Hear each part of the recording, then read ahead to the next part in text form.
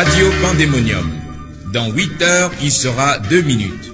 Nous entrons en communication avec le stade Nord-Sud pour la retransmission de la 10e édition de la Coupe Karl Marx. Allô, stade Nord-Sud, si vous êtes en ligne, vous avez l'antenne. Oui, effectivement, depuis une dizaine de minutes, nous sommes ici au stade Nord-Sud où va se dérouler dans quelques instants la 10e édition de la Coupe Karl Marx qui est la plus prestigieuse des coupes. Dans les gradins, venus très nombreux assister à ce match, je vois les tiers-mondistes avec les tam-tams et les flûtes. Je vois les pays non alignés qui sont très bien alignés pour suivre ce match et sans nul doute, ça va vraiment barder comme un bardaille. Vous savez, la 10e édition de la Coupe Karl Marx est le match le plus beau du siècle qui oppose cette année l'équipe de l'Est et l'équipe de l'Ouest.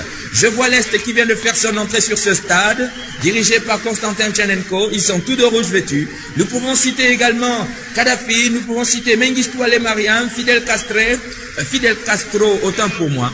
Du côté de l'Ouest que nous apercevons d'ici, nous avons Ronald Reagan, l'attaquant rapide, il y a Margaret Thatcher, Hosni Moubarak et bien d'autres joueurs, Pieter Botha et tous les autres.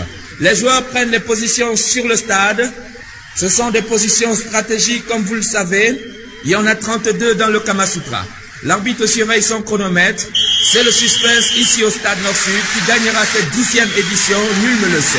Vous savez, quand j'ai dit tout à l'heure le match le plus beau du siècle, vous avez peut-être eu envie de me contredire parce qu'il y a d'autres matchs qui se déroulent sur d'autres stades, comme le match Iran-Irak ou bien comme les matchs du championnat Interpol au Tchad. Mais tout simplement, ce match sera un grand match dans toute son originalité. L'arbitre surveille son chronomètre, c'est parti, le coup d'Agadir vient de retentir. La balle est maintenant contrôlée par Konstantin Tchernenko qui prend tout son temps. Qu'est-ce qu'il fait? Il fonce en Afghanistan. Attention, il relance une longue balle en direction de Kadhafi. Kadhafi qui fonce vers le Tchad. Attention, il dribble Senabré.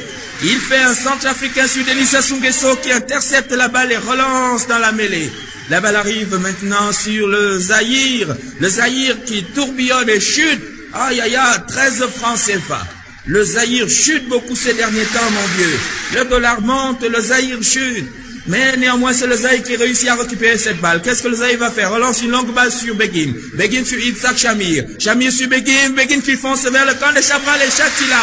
Attention, mon vieux, qu'est-ce qui va se passer? C'est un but. C'est un but, mesdames, messieurs. 1000 morts, 300 blessés. Tel est le bilan provisoire de ce match. Un match très engagé, je vous assure, où les joueurs du même camp s'entre-déchirent, où les joueurs du même camp s'entre-fauchent. Tel est le cas de Goukouni Wede et d'Issenabré. Ça date de quand ça? Ça date de Begin, je crois. La balle est maintenant centrée.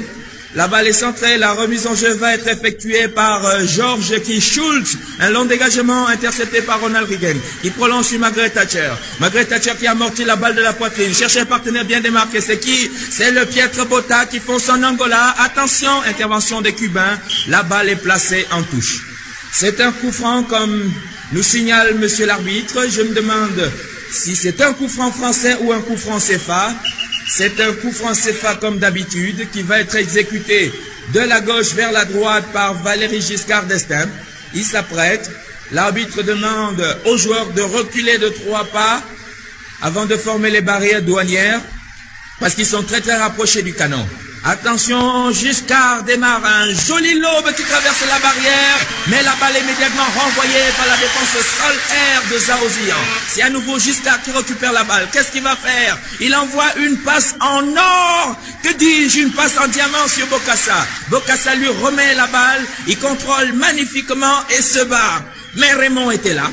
Raymond récupère la balle, il essaye d'avancer mais c'est très cafouilleux. C'est Mitterrand finalement qui subtilise la balle pour les Français.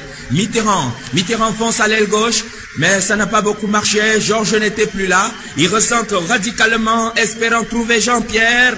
Mais où est Jean-Pierre? Il est sur le banc de touche. Jean-Pierre n'a plus la cote, mesdames, messieurs. Il a été remplacé sans peine par Christian Nucci. Oh, ça se corse déjà, c'est tous des farceurs. C'est la farce tranquille, comme ils disent là-bas. 1984e année de jeu, je vois la RASD qui s'échauffe pour faire son entrée sur ce stade. Vous savez, on a fait un examen de sel à Nairobi, il n'y avait rien à signaler derrière. Rien à signaler devant. La RASD vient de faire son entrée sur ce stade sans commentaire. Nous jouons maintenant sur le terrain. C'est les États-Unis qui cherchent un alibi, mais c'est Kadhafi qui contrôle toujours la balle. Place malheureusement cette balle en touche. C'est un corner vers la corne de l'Afrique. Un corner qui va être exécuté par Siad Barré. Siad Barré qui est justement barré par Mengistu Alemariam. Attention, Siad Barré pousse une petite balle maintenant sur Ronald Reagan. Ronald Reagan aux prises avec Kadhafi. Situation de 1 contre 1, nous sommes dans le golfe du Sirte. Les Américains passent avec beaucoup de difficultés, je vous assure. Voici un match, mesdames, messieurs, où l'arbitre devrait être très très vigilant. Parce qu'on a vu maintes fois les joueurs jouer plutôt le tibia au lieu de jouer le ballon. L'arbitre doit être plus vigilant. On a vu des hors-jeux comme celui de Pietre Botta que l'arbitre n'a pas du tout signalé. Et il faut dire que l'arbitre doit être plus vigilant. Sur le terrain maintenant, dans la surface réparation tchadienne, c'est la France et la Libye qui viennent de décider de se retirer. Coup de théâtre. La petite histoire, vous la connaissez. La Libye de Muammar Kadhafi, après la fusion manquée avec l'Algérie, le Soudan, la Tunisie, le Soular, les Soudeurs, tout ça, la Libye vient de convoler en juste noces avec la France. Tous nos vœux, pourvu que ça dure. Revenons sur le terrain maintenant avec Paul Biya, le capitaine de l'équipe camerounaise qui contrôle la balle. Il organise son camp, il instaure un système de défense, un système de jeu total où tout le monde défend, où tout le monde attaque. Un système de jeu où il ne faut pas chercher à marquer des buts tout seul, mais plutôt à construire. Un système de jeu où il ne faut pas jouer le tibia, mais plutôt jouer le ballon. C'est donc Paul Biya qui pousse une petite balle sur Etienne Sama. Etienne Sama sur Sur Kamgue. Kamgue sur Sengako François. Sengako François maintenant sur Fofé. Fofé qui faufile. Fofé sur Gonganwanji. Gonganwanji sur Dakaye Kamga. Dakaye Kamga sur Kokam Narcisse. Kokam Narcisse maintenant en direction du palais de congrès à Yaoundé. Attention, ça va être un but. C'est un but! C'est un but, mesdames, messieurs. Les arbitres sont quelque peu fatigués ici au stade Nord-Sud. Les lumières vont s'éteindre. Les joueurs sont en forme, mais les arbitres sont fatigués. Eh bien, nous allons vous remettre l'antenne au studio. Et n'est-ce pas, pour ceux qui veulent le bilan définitif de ce match, ils peuvent faire un tour au Liban. À vous.